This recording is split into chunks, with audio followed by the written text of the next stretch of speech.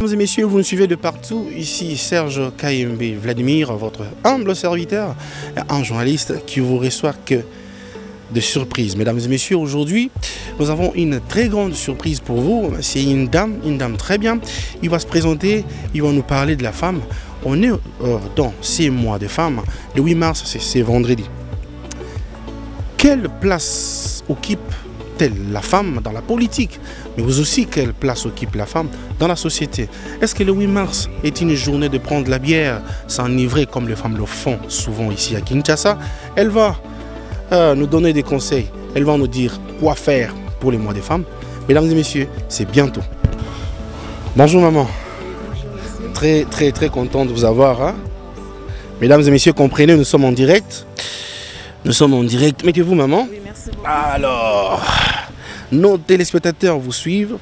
Nous vous avons présenté. Mais j'aimerais que vous puissiez quand même vous présenter très bien pour que nos téléspectateurs puissent vous connaître et puissent au moins comprendre de qui s'agit-elle sur ces plateaux. Oui, merci beaucoup. Je suis Madame Mimi Tanengwaya, coordonnatrice d'abord de l'ONG des Visionnaires des Tannées Sociales, présidente des partis politiques Alliance pour l'unité et le changement du Congo, membre de notre parti et membre du regroupement A3A, et je suis aussi des plateformes APAU dont je suis fondatrice et puis je gère la finance. Ah mon solo, donc maman gère la finance. Mesdames et messieurs, mais aujourd'hui nous ne la recevons pas comme étant politicienne, mais nous la recevons comme étant maman qui éduque la famille, maman qui donne beaucoup de conseils à toutes les filles qui vont devenir bientôt les femmes. Alors mesdames et messieurs, nous allons parler de la place qu'occupe la femme dans la politique et dans la société ainsi. Nous allons un peu essayer de parler aussi de cette journée de 8 mars, hein, de 8 mars qui sera très bien. C'est demain, après-demain, le vendredi. Alors, madame, vraiment, quel conseil donnez-vous aux femmes qui prennent leur journée de 8 mars comme une journée de s'enivrer, comme une journée de fête? Est-ce que c'est une journée de fête ou une journée de prise de conscience pour une femme? Bon, pour moi, le 8 mars, c'est une journée de prise de conscience. On est femme pas pour prendre la bière, ni porter les pannes, mais c'est de montrer de quoi une femme peut porter dans la société. Et sur le plan politique, la femme aussi est utile. Là où ça ne va pas, si on met une femme, elle peut apporter un plus. Donc le 8 mars n'est pas là pour aller prendre la bière, porter des pannes, se distraire dans la rue. Là, non. Une femme est là pour apporter quelque chose dans la société. Alors, merci beaucoup madame. Dites-nous un peu, qu'est-ce que la femme doit faire? Parce qu'aujourd'hui, nous avions le 8 mars qui arrive, dans 2 jours déjà. Le 8 mars qui sera d'ici là le vendredi. Mais qu'est-ce que la femme doit faire? Est-ce que la femme doit prendre de la bière, s'enivrer comme elle le fait souvent?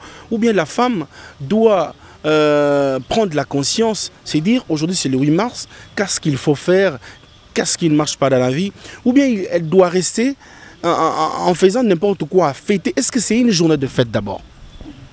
Le 8 mars, c'est une journée qu'on a confiée à la femme pour commémorer la vie de la femme, la vie dans la société, de voir l'importance de la femme.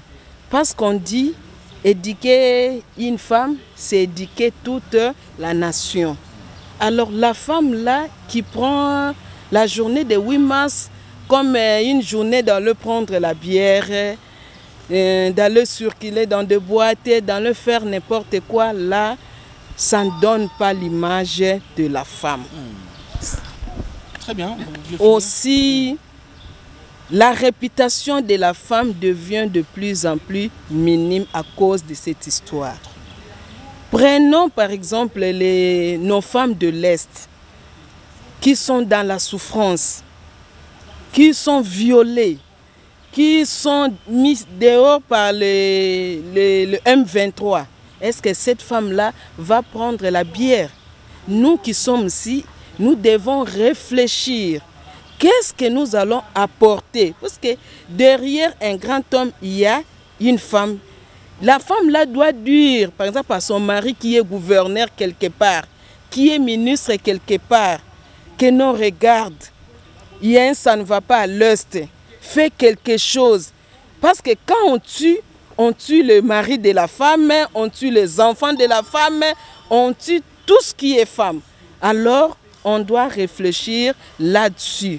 Donc, la femme doit apporter un plus. Si tu es dans la prise de décision, tu dois aussi faire attendre ta voix pour dire que non, nous sommes là pour vendre l'image de la femme à bon sens et non d'aller porter des pantalons, des pagnes, de s'enivrer. Là, ce n'est pas donné pour honorer la femme.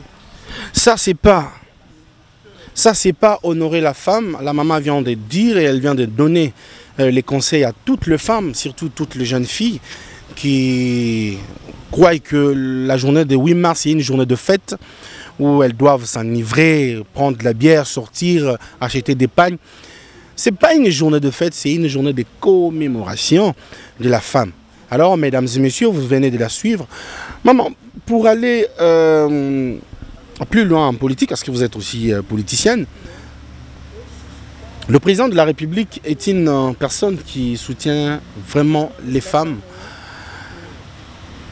Est-ce que vous êtes satisfaite par rapport au pourcentage de la femme aux élections, qui se sont premièrement présentées aux élections législatives, nationales ainsi que provinciales? Bon, on n'est pas du tout satisfaite, mais il y a quand même des avancées significatives par rapport aux échéances passées. Les mandats ici, en tout cas, le président a fait quand même quelque chose. Et nous espérons aussi au poste nominatif qu'on va trouver beaucoup plus de femmes. Ah, ok. Voilà. Le président a répondu à une question, je crois, dans un point de presse, où il a dit, bien sûr qu'il soutient les femmes, mais est-ce que c'est lui qui va aller dire aux électeurs de pouvoir voter ces femmes?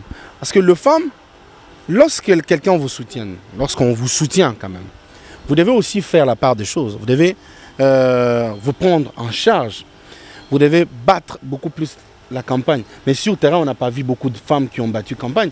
On a vu que des hommes qui ont battu vraiment campagne. Est-ce qu'il fallait que le président de la République, comme vous soutient, qu'il puisse battre campagne à votre place? Ou bien les femmes n'ont pas pris vraiment la conscience de savoir que non, elles sont sur un chemin de la gloire qu'on a donné un fait vert plutôt, afin qu'ils puissent aussi aller loin? Oui, parlant de la campagne, moi aussi j'étais candidate à Funa. Il y a plusieurs façons de battre campagne. Il y a la campagne porte-à-porte, il y a la campagne par correspondance, il y a plusieurs façons.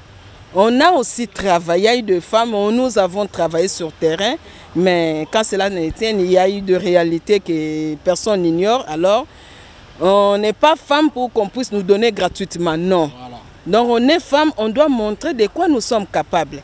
Donc il y a des femmes qui ont bâti comme moi, j'ai aussi bâti campagne, j'ai travaillé, j'ai fait marcher les gens, j'ai fait, mais cela ne signifie pas qu'on est incapable, mais on est femme, pas pour attendre qu'on puisse nous donner gratuitement, mais on est femme parce qu'on a une tête qui travaille bien, qui réfléchit bien.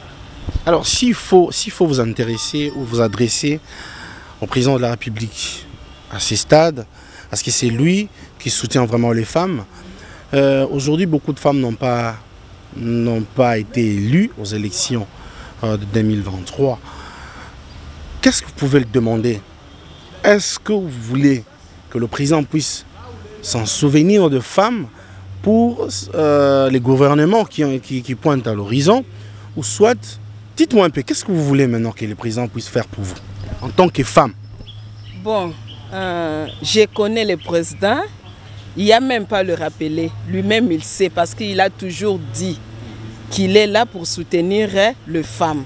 Alors il va placer des femmes compétentes Donc, moi, je demande au président de la République de voir, il y a des femmes compétentes qui n'ont pas eu la chance d'être élues et ils peuvent aussi donner le meilleur d'elles-mêmes dans des instances de prise de décision ou bien de travailler dans des ministères par-ci, par-là pour apporter un plus étant que femme. Donc voilà, mesdames et messieurs, vous l'avez compris, maman a demandé que le président puisse s'en souvenir quand même de la femme.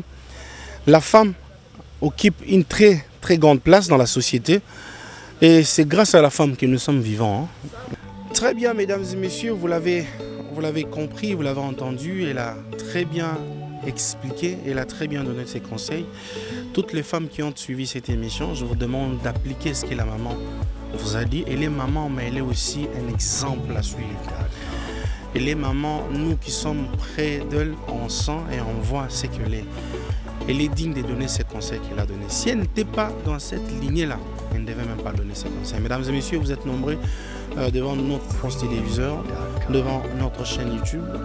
Nous vous remercions, nous vous donnons rendez-vous prochainement et tout de suite. Mesdames et messieurs, je ne manque pas à saluer quelqu'un qui nous aide souvent, notre manager le plus spécial, notre partenaire le plus spécial.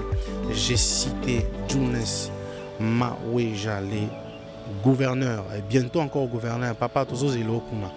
On vous attend encore en Bujimaï. Et c'est maintenant. Alors, bye. Merci maman.